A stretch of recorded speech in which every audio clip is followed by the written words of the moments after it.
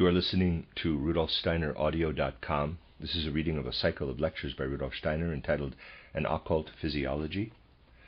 This is lecture 5, entitled The Systems of Supersensible Forces, given on the 24th of March, 1911. It will be my task today, before we continue our studies, to present certain concepts which we shall need to use in the further development of our discussions.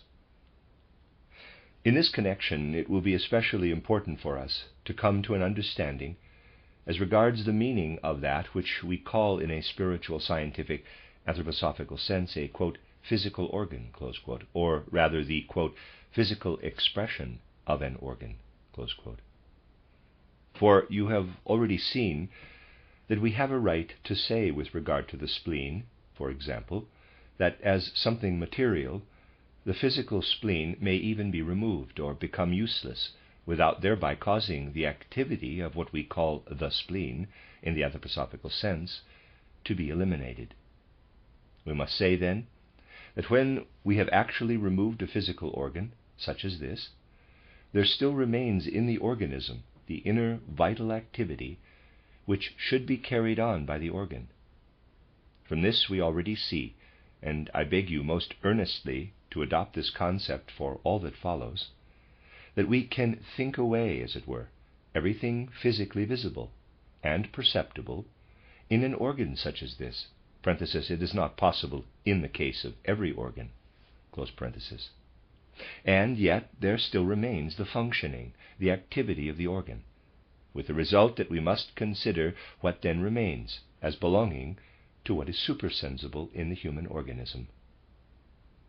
But, on the other hand, when we speak on the basis of our spiritual science about such organs as the spleen, the liver, the gallbladder, the kidneys, the lungs, and the like, we are by no means referring, when using these names, to what we can see physically, but rather to systems of forces that are in reality of a supersensible nature. For this reason, precisely in the case of such an organ as the spleen, we must think, to begin with, when we speak about it from the spiritual scientific standpoint, of a system of forces not physically visible to external sight. Let us then, in the first sketch that I shall draw here, think of a system of forces not physically visible. This would represent a system visible only to supersensible vision, and a system such as that in the region of the spleen, for example, would be visible only as a supersensible system of forces. Now, if we bear in mind that in the actual human organism, which we have directly before us, this supersensible system of forces is filled out with physical matter, we must ask ourselves how we shall have to think of the relationship between it and that which is sense-perceptible matter. I am sure it will not be difficult for you to believe that forces not visible to the senses can traverse space. One need only recall, for example, the following. Anyone who had never heard anything about the reality of air in a bottle would be rather surprised if we were to place an empty bottle on a table and tightly insert a funnel in it, when, on pouring water quickly into the funnel, the water in the funnel is held there and cannot flow down into the bottle because the latter contains air. He would then become aware of the fact that there is indeed in the bottle something invisible to him which holds back the water. If we imagine this concept carried somewhat further, it will not be difficult to think that space around us may likewise be completely filled with systems of forces which are obviously of a supersensible nature. Moreover, of such a supersensible nature that not only can we not cut through them with a knife, but that they cannot be affected when any physical matter, such as the kidneys, embedded within these systems of forces, becomes diseased. We must realize, therefore, that the relation between a supersensible system of forces of this sort and what we see as a physical sensible organ is such that physical matter belonging to the physical world fits itself in, and, attracted by the force centers, deposits itself within the lines of force. Through the inclusion of physical matter in the supersensible system of forces, the organ becomes a physical thing. We may say, therefore, that the reason why, for instance, a physical sensible organ is visible at the place where the spleen is located is that at this point space is filled in a certain definite manner by systems of forces which attract the material substance in such a way that this deposits itself in the form in which we see it in the external organ of the spleen when we study it anatomically. So you may think that all these diverse organs in the human organism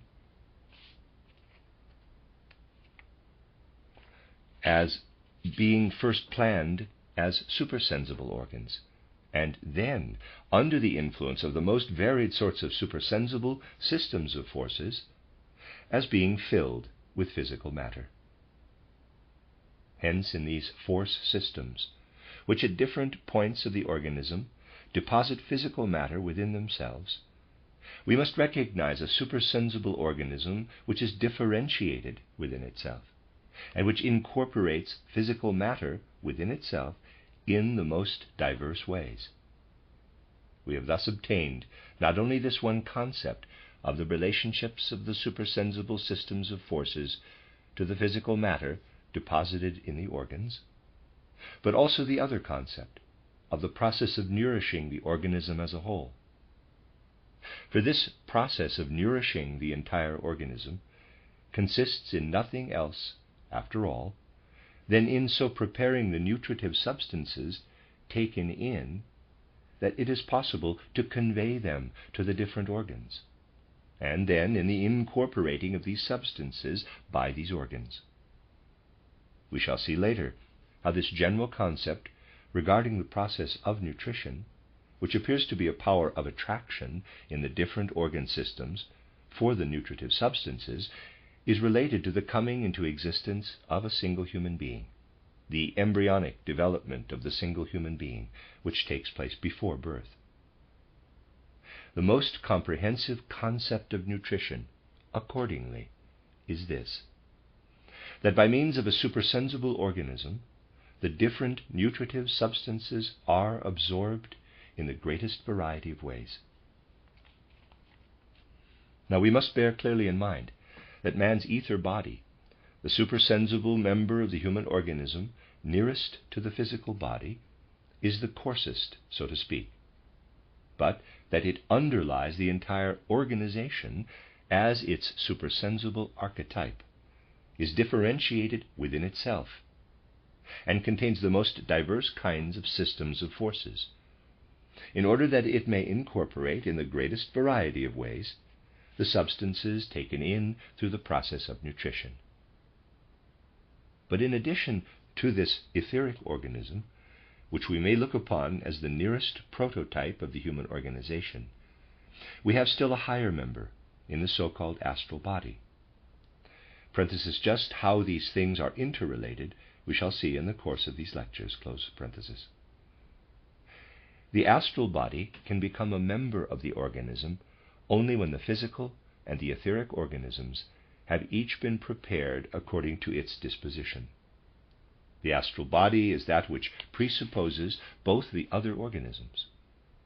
We have, moreover, the ego, so that the human being is composed of a union of these four members. Now, we may picture to ourselves that even in the ether body itself there are certain systems of forces that attract to themselves particles of food taken in, and then shape these in quite definite ways in the physical organism. But we can also picture to ourselves that such a system of forces is determined not only by the ether body, but also by the astral body, and that the latter sends its forces into the ether body. If, accordingly, we first think away the physical organ, and conceive the physical matter as cut out, we have first the etheric system of forces, and next the astral system of forces, which in turn permeates the etheric system of forces in a perfectly definite manner. Indeed, we may also conceive radiations passing down into these from the ego. Now, there may be organs which are so incorporated in the whole organism that their essential characteristic, for example, lies in the fact that the etheric currents in them are, as yet, very indefinite. We find, therefore, if we investigate the space in which such an organ is located, that the etheric portion of the human organism in this spatial formation is very slightly differentiated in itself, contains very little in the way of systems of forces, but that to make up for this, these weak forces of the ether body are influenced by strong astral forces. When, therefore, physical matter is incorporated into such an organ as this, the etheric body exercises only a slight force of attraction, and the forces of attraction must be exercised by the astral body upon the organ in question. It is as if the relevant substances are brought, as it were, by the astral body into this organ. From this we see that the values of the human organs here in question vary considerably. There are certain organs which we have to recognize as being determined principally through the systems of forces of the ether body, and others which are determined rather through the currents or forces coming from the astral body, whereas others again are to a greater degree determined through the currents of the ego. Now, as a result of all that has thus far been presented in these lectures, one may say that especially that system of organs conveying our blood is essentially dependent upon the radiations going forth from our ego, and that the human blood, therefore, is connected essentially with the current and radiations of the human ego. The other organ systems, with what they contain, are determined in the greatest variety of ways by the supersensible members of man's nature. But the reverse situation may occur when we consider the physical body per se, which indeed, disregarding for the moment its higher members, exhibits likewise a system of forces. For it represents, to begin with, what we may conceive as the combination of all the substances taken in from the outer world, which at the same time have brought into it their own inner forces, even though in a transformed condition. Thus the physical body is also a system of forces, so that we may also imagine cases in which this physical organism, with its system of forces, works back upon the etheric, or even upon the astral system of forces, indeed, even as far back as the ego system. Not only may we conceive that the etheric system of force is seized upon by the astral or the ego system, but it is equally possible that there are organic systems which are specially requisitioned by the physical systems of forces, in which cases it is the physical systems of forces that prevail.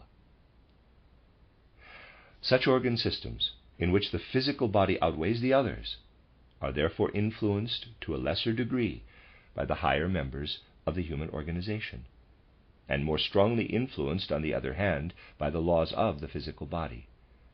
These are more especially the organ systems which serve in a very comprehensive sense as organs of secretion and excretion. As glandular organs, or secretory or excretory organs in general. There's a footnote. I'm going to try to read this German word, Absonderungsorgane. The term Absonderung is applied in these lectures to the process whereby various organs take out a portion of the nutritive matter and hold this for use, secretion, and at the same time reject the rest of the matter, excretion, either discharging this portion out of the body or passing it on to be discharged. The important aspect of the process, from the point of view of these lectures, is that of separation, implying resistance, through which alone man can become conscious of himself. Hence the term excretion is used for Absonderung, except where secretion is obviously required. End of footnote. All organs of secretion, therefore, organs which secrete substances directly in the human organism, are induced to do so, a process that has its essential significance purely in the physical world, chiefly through the forces of the physical organism. Whenever in the human body there are organs such as these, existing for the special purpose of being used by the physical organism to secrete substances, such organs, when they become diseased or are removed, which means when they become useless in some quite definite way, cause the ruin of the organism, so that it cannot any longer continue its normal development. In the case of an organ like the spleen, with regard to which the statement was ventured in yesterday's lecture, that when it becomes ill or in any way useless, its own function is affected less than would be true in the case of other organs, we see that it is very specially influenced by the supersensible portions of man's nature, by the ether body, and more especially by the astral body. And we see that in the case of some other organs, the physical forces predominate. The thyroid gland, which in certain disease conditions becomes enlarged into the so-called goiter, may have a very injurious influence upon the whole organism, because the activities which it especially has to manifest are such that what it brings about in the physical world as a physical process is absolutely essential to the general economy of the human organism. Now, there may be organs that are to a very high degree dependent upon the other, the supersensible force systems of the human organism, but which are nonetheless closely bound to the physical organism and are induced through its forces to secrete physical matter. Such organs, for example, are the liver and the kidneys. These are organs which, like the spleen, are dependent upon the supersensible members of the human organism, the ether body and the astral body, but which are seized upon by the forces of the physical organism and are drawn downward in their activities even into the forces of the physical organism. It is therefore of far greater importance for them to be in a healthy condition as physical organs in the human organism than for other organs, for example, in which conditions are such that the physical demands are far outweighed by what is derived from the other members. So that we have in the spleen an organ of which we can say that it is a very spiritual organ. That is, the physical part of this organ is its least significant part. In occult literature, which has come forth from circles where something was really known about these matters, the spleen has always been looked upon as a particularly spiritual organ and is described as such. Thus we have now arrived at what we may call the concept of the complete organ, in quotes. An organ as such may be looked upon as a supersensible force system, although physical sensible substances are stored up, as it were, in the organs through the entire process of nutrition. Another concept we must acquire raises this question. What is the significance in general of taking something, whether it be a physical substance or what is received through the influence of our soul activity, for example, through perception? And what is the significance of the excreting of a physical substance? Let us begin with the process of excretion in its most inclusive sense. We know in the first place that from the food taken, a large portion of the material substance is excreted. We know further that carbon dioxide is excreted from the human organism through the lungs, that after the blood has been sent out of the heart and through the lungs in order to be renewed, the carbon dioxide is thrown off. We have then another excretory process through the kidneys, but also one through the skin.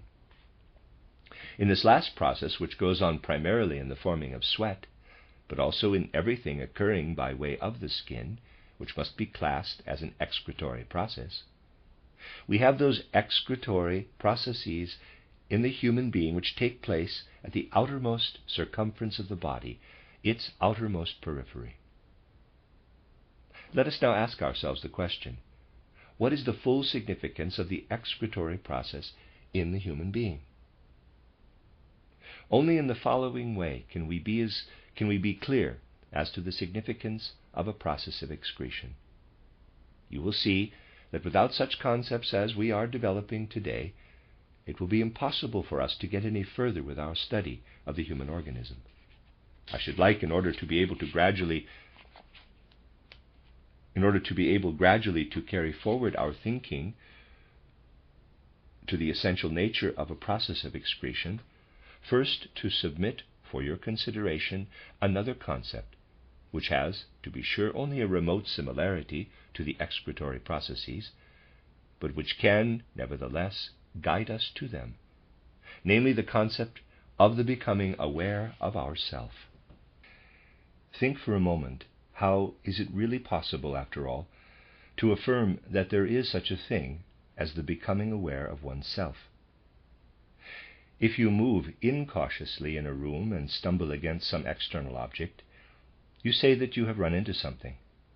This impact is actually a becoming aware of your own self in such a way that the collision has in reality become for you an inner occurrence.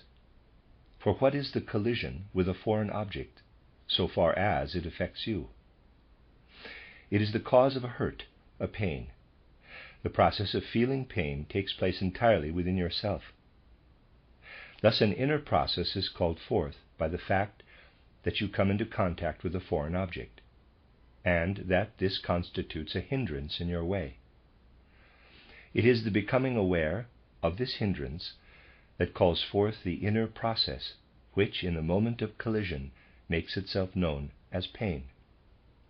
In fact, you can easily conceive that you do not need to know anything else whatever in order to experience this becoming aware of yourself, except the effect, the pain, caused by coming into contact with an external object. Imagine that you stumble against an object in the dark without knowing at all what it is, and that you hit it so hard that you do not even stop to think what it might be, but notice only the effect in the pain. In this case, you have felt the effect of the blow in such a way that you live through an inner process within yourself. You are not inwardly conscious of anything, but an inner process in such a case, where you think of the blow as having taken place in the dark and of your having experienced its effect in pain. Of course, you say to yourself, quote, "I have run into something," close quote, but this is, nevertheless, a more or less unconscious conclusion resulting from your inner experience, which is the effect of the outer object. From this you can see that man becomes aware of his inner being in the sensing of resistance. This is the concept we must have, of becoming aware, of the consciousness of inner life, of being filled with real inner experiences through a sensing of a resistance. This is the concept which I have here developed in order to be able to make the transition to another concept, that of the excretions in the human organism. Let us suppose that the human organism takes into itself, in some way or other, into one of its organ systems, a certain kind of physical substance, and that this organ system is so regulated that through its own activity it eliminates something from the substance taken in, separates it from the substance as a whole, so that through the activity of this organ, the original complete substance falls apart into a finer, filtered portion and a coarser portion, which is excreted. Thus there begins a differentiating of the substance taken in into a substance that is further useful, which can be received by other organs, and another that is first separated and then excreted. The unusable portions of the physical substance are thrust away, in contrast with the usable portions. An expression here justified, and we have such a collision as I described, roughly, in the case of one's running against some outer object. The stream of physical matter as a whole, when it comes into an organ, runs against a resistance, as it were. It cannot remain as it is. It must change itself. It is told by the organ, as we might say, quote, "You cannot remain as you are. You must transform yourself." Close quote. Let us suppose that such a substance goes into the liver. There it is told, quote, "You must change yourself." Close quote. A resistance is set up against it. For further use, it must become a different substance, and it must cast off certain portions. Thus it happens in our organism that the substance perceives that resistance is present. Such resistances are to be found within the organism in the most diverse organs. It is only because secretion takes place at all in our organism, because we have organs of secretion, that it is possible for our organism to be secluded within itself, to be a self-experiencing being. For only so can any being become conscious of its own inner life, through the fact that its own life meets with resistance. Thus we have in the processes of secretion processes important for human life. Processes, in other words, by means of which the living organism secludes itself within itself. Man would not be a being secluded within himself if such processes of secretion did not take place. Let us suppose that the flow of nourishment or of oxygen that has been absorbed were to pass through the human organism as if through a tube. The result, if no resistance were offered through the organs, would be that the human organism would not be conscious within itself of its own inner life, but would experience itself, on the contrary, only as belonging to the great world as a whole. We might, to be sure, imagine also that the crudest form of this resistance were to appear in the human organism, that the substance in question might knock itself against a solid wall and turn back again into itself. This would not, however, make any difference to the inner experience of the human organism. For whether a flow of food or of oxygen were to pass through the organism, entering at one end and passing out at the other, being reflected back on itself as through a hose, this would not make any real difference to an inner experience of the human organism. That this is so, we can at once gather from the fact that when we bring it about in our nervous system that a concept turns back into itself, we thereby lift our nervous system right out of the inner experience of the human organism. It makes no difference why the human organism is left unaffected, whether because the streams entering from without are completely reflected or merely pass through. What makes it possible to realize the inner life of the human organism is the processes of secretion.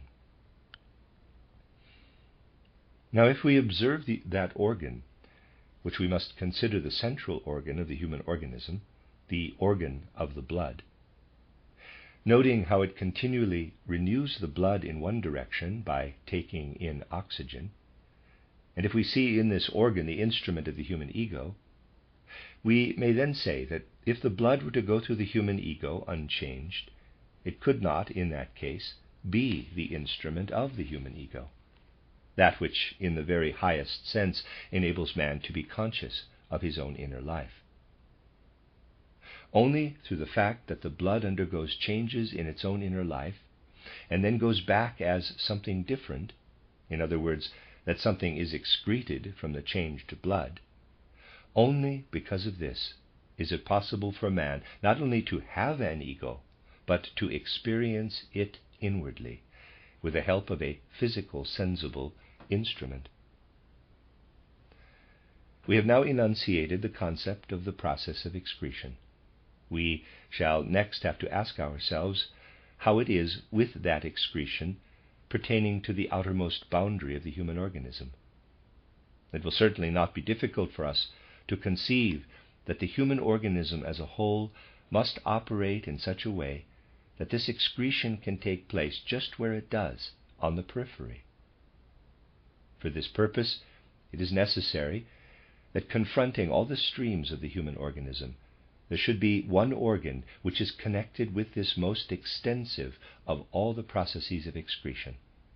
And this organ, which is, as you will readily surmise, the skin in its most comprehensive sense, together with everything pertaining to it, presents most directly to the view what we call essential in the human form. When we picture to ourselves, therefore, that the human organism can be inwardly conscious of its own life at its outermost periphery, only through the fact that it has placed the organ of the skin where it confronts all its various streams, we are obliged to see in the peculiar formation of the skin one of the expressions of the innermost force of the human organism. How shall we think of the skin organ with everything pertaining to it? We shall see later in detail what it is that pertains to it, but today we shall characterize these relationships as a whole. Here we must be clear about one thing. In what belongs to our conscious inner experience, about which we can still have a kind of knowledge through some sort of self-observation, there is not to be included that structure which comes to expression in the form of our skin. Even though we are still actively sharing in the fashioning of the outer surface of our body, this active sharing is such that we may say all directly voluntary action is completely excluded. It is true that as regards the mobility of the surface of our body, in our facial expression, gestures, etc., we have an influence which still extends to what we may call our conscious activity. But in the actual formation, we no longer have any influence. It must, of course, be admitted that man does have a certain influence within narrow limits upon the outer form of his body through his inner life between birth and death. With regard to this, anyone can convince himself who has known a man at a certain definite time of life and who then sees him again after perhaps 10 years. Especially is this true if during these 10 years this man has gone through profound inner experiences, and especially those connected with the acquiring of knowledge.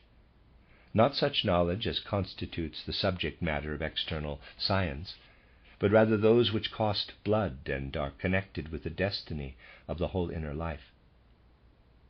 We then see, indeed, how within certain narrow limits the physiognomy changes, how to a certain extent, therefore, man does have within these limits an influence upon the formation of his body. Yet he has it only to a very slight degree, as anyone will have to admit. For the most essential share in the forming of man is not entrusted to his volition, with the help of what reaches him through his consciousness. On the other hand, we must admit that the entire human form is adapted to man's essential being. Anyone who looks into these things will never for a moment imagine that what we mean by the whole range of human capacities could develop in a being having any other form than the human form as it exists in the physical world. Everything in the way of human capacities is related to this human form. Just suppose for a moment that the frontal bone were in any other position with relation to the whole organism than what it is. In that case, you would have to suppose that this different position of the frontal bone, this changing of form, would presuppose at the same time entirely different capacities and forces in man. It is possible, indeed, to make a study of this in mankind, as one comes to see clearly that there are different capacities among human beings, having a different outer formation of the head or other organs. This is the way, then, that we must create for ourselves a concept of the conformity of the human form to man's being in its totality, of the complete correspondence between the outer form and the essential quality of man's inner being. What lies in the forces that are active in this adaptation has nothing to do with what enters into man's own activity within the compass of his own consciousness. Since, however, man's form is connected with his spiritual activity and with his soul life as well, it would not be possible to imagine otherwise than that the forces which bring about the human form are those which come from another direction, to meet the forces that man himself develops within his form. Here within him are the forces of intelligence, of feeling, of temperament, etc. These the human being can develop only in the physical world, as conditioned by his particular form. This form must be given to him.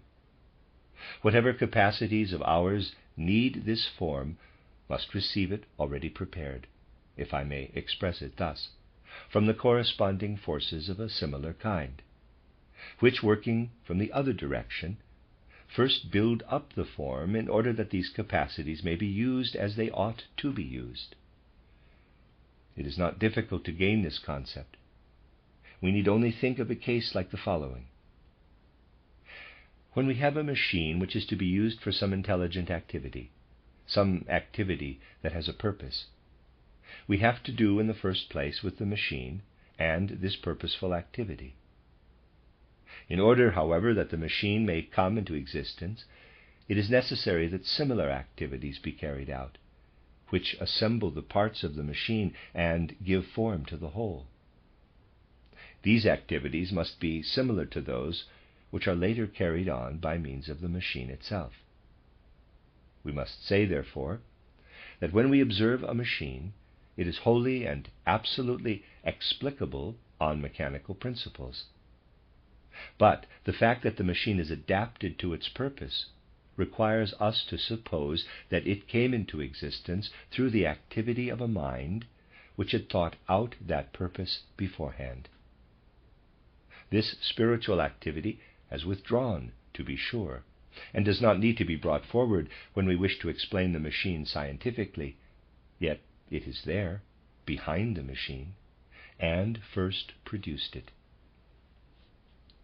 So likewise can we say that for the developing of our capacities and powers as human beings, we need, above all, those systems of forces which lie within the molding of our organism. There must be behind this human form, however, forces that do the forming, which we can as little find in the already fashioned form as we find the builder of the machine in the machine itself. Through this idea, something else will become quite clear to you. A materialistic thinker, for instance, might come forward and say, quote, "But why do we need to assume that there are intelligent forces and beings behind that which gives form to our physical world? We can indeed explain the physical world through itself, by means of its own laws. A watch or a machine, for example, can be explained by means of its own laws." Close quote. Here we have arrived at a point where the worst kind of errors appear, on this side and that, where from the anthroposophical standpoint also, or among those who stand for some other spiritual world conception, such errors occur. If it should be disputed, for example, by a spiritual scientific world conception, that the human organism, as it presents itself to us, and which we are now observing according to its form, can be explained purely mechanically or mechanistically through its own laws, that would naturally be going too far and would be quite unjustified. The human organism is indeed absolutely and entirely explainable out of its own laws, just as is the watch. Yet it does not follow from the fact that the watch can be explained by means of its own laws that the inventor was not behind the watch. This objection, accordingly, answers itself through the very fact that it must be admitted that the human organism must be explained on the basis of its own laws. When we think, therefore, from the point of view of spiritual science, we have first to seek behind the form of a man as a whole for the form-creative beings, that is, for what underlies this entire human being. If we wish to form a concept, of how the human form comes to be at all, we must think of it as coming about, on the one side, through the fact that the form-giving forces unfold themselves, and that in the building up of this human form, they at first enclose themselves within it. We have presented to us, accordingly, in the formation of the skin, the most extensive circumference spatially of that which stands for the self-enclosing of the formative forces in man. We might draw a sketch and think of these form-giving forces in man as flowing outward and enclosing themselves within the outer form, which shall here be indicated simply by the line AB, and that there's a diagram. It will become clear to us that we shall have further need for this concept in order to understand what goes on at this outermost circumference of the human being, anywhere inside the skin. There is something else, however, about which we must be clear, that not only within the human skin do we find such enclosing, but also within the human organism itself. We have the same sort of self-enclosing of the activity and fullness of being which work into it from outside. You need only reflect upon all that has been said up to this point, and you will remember that we do find just such a self-enclosing activity inside the human being, one in which we take no more part than in the forming of our skin surface. We mean here those very activities which come about in the organs of the liver, the gallbladder, and the spleen, etc. That which streams into the organism by means of the forces contained in the nutritive substances is stopped by these organs. Something is pushed against it.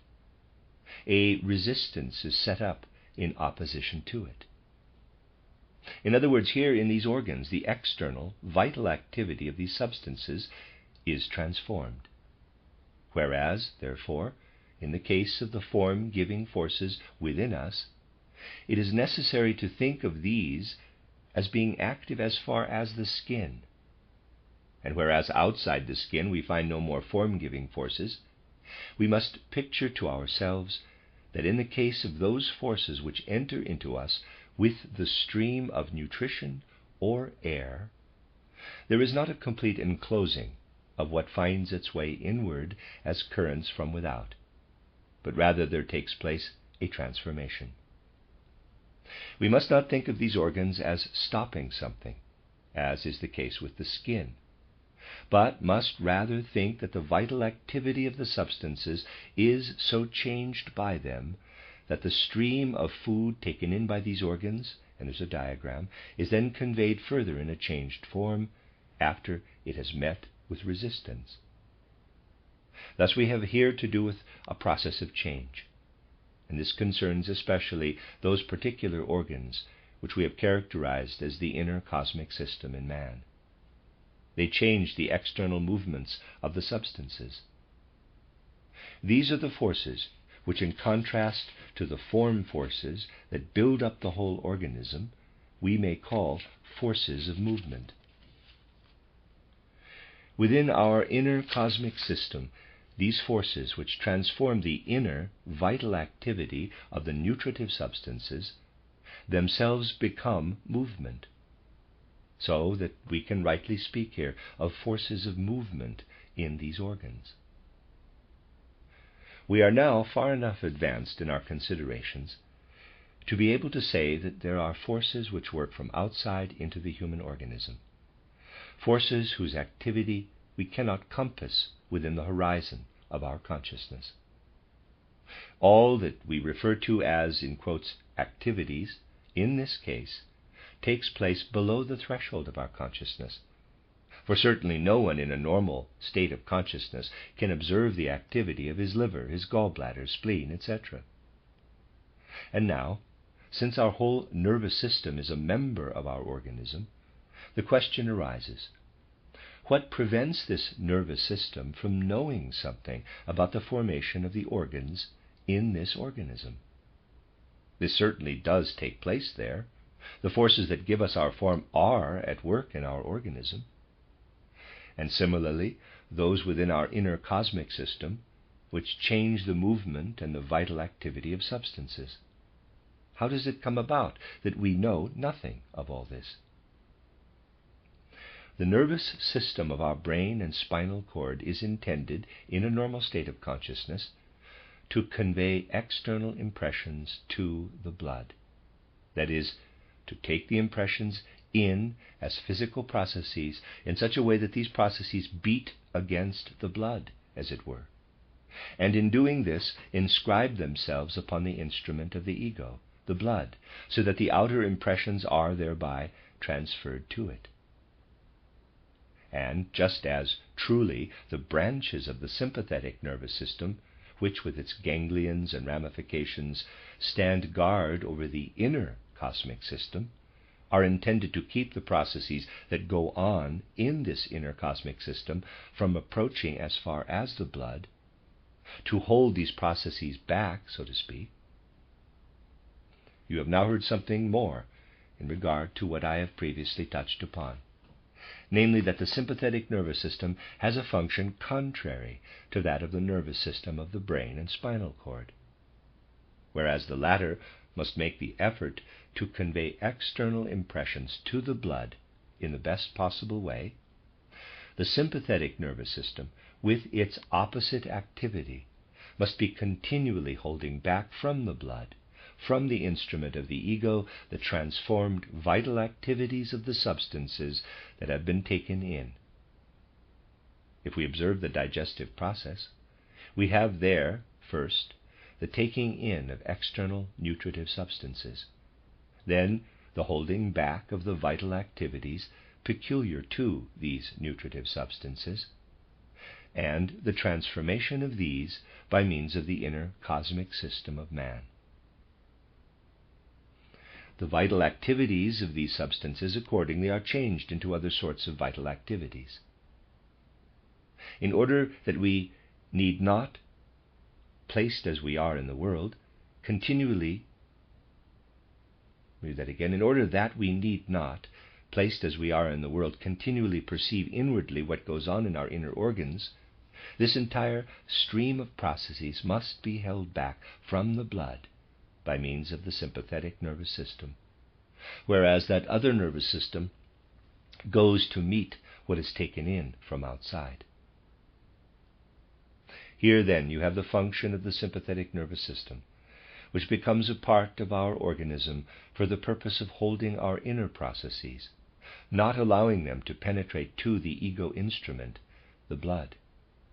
I called your attention yesterday to the fact that the outer life and the inner life of man, as they are expressed in the ether body, present a contrast, and that this contrast between the inner life and the outer is expressed in tensions, which finally come to a climax, as we saw, in those organs of the brain called the pineal gland and the pituitary body.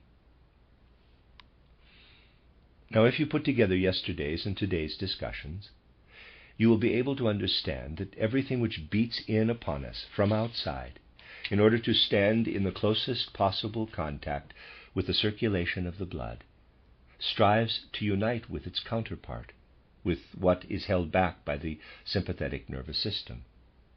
For this reason, we have in the pineal gland the place where what has been brought to the blood by means of the nervous system of the brain and spinal cord unites with what approaches man from the other direction.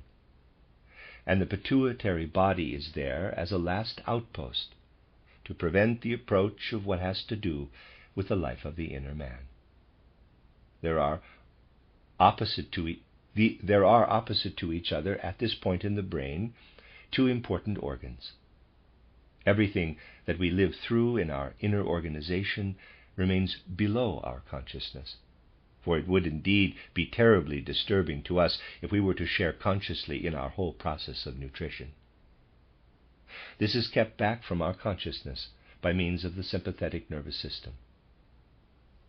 Only when this reciprocal relationship between the two nervous systems, as this is expressed in the state of tension between the pineal gland and the pituitary body, is not in order, does something result that we may call a glimmering through from the one side to the other, a being disturbed on the one side by the other. This takes place when some irregularity in the activity of our digestive organs expresses itself in our consciousness in feelings of discomfort. In this case, we have a raying into the consciousness, although very obscure, of the internal life of the human being, which has first been changed with the help of the inner cosmic system from the form it had in the life outside. Or in special emotions, such as anger and the like, which have a particularly strong influence on man, originating in the consciousness, we have a breaking through from the other direction into the organism. We then have one of these cases in which emotions, unusual inner disturbances of the soul, can influence in a specially harmful way the digestion, the respiratory system, and also, consequently, the circulation of the blood, and everything that lies below consciousness. It is thus possible for these two sides of human nature to act reciprocally upon each other. And we are obliged to state that as human beings we actually stand in the world as a duality in the first place, which has in the nervous system of the brain and the spinal cord instruments that bring external impressions to the blood, the instrument of the ego. From this whole stream of soul life is held back, by means of the sympathetic nervous system, everything in the way of inner realization of the life of the organs. These two streams confront each other all along the line, so to speak, but we find their special expressions in those two organs of which we spoke at the close of yesterday's lecture. From this point, we will continue our considerations in the next lecture, the end of Lecture 5.